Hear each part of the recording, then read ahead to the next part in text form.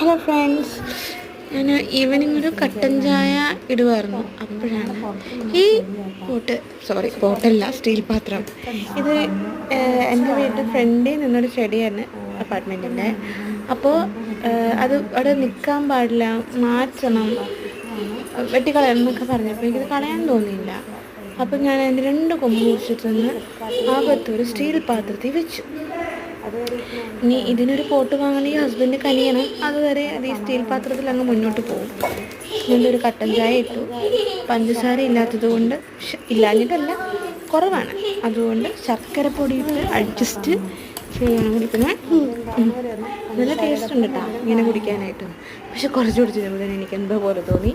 ഞാനിത് മാറ്റി വെച്ച്. കണ്ടോ, ഒന്നുകൂടെ കാണിക്കട്ടെ. നല്ല ഇഷ്ടമായ ചെടി, അതുകൊണ്ടാണ് ഞാൻ പിന്നെയും കാണിക്കണേ. പിന്നെന്താ, ഇതുപോലത്തെ ഒരു ക്ലൈമറ്റാട്ടോ ഞങ്ങളുടെ ഇവിടെ.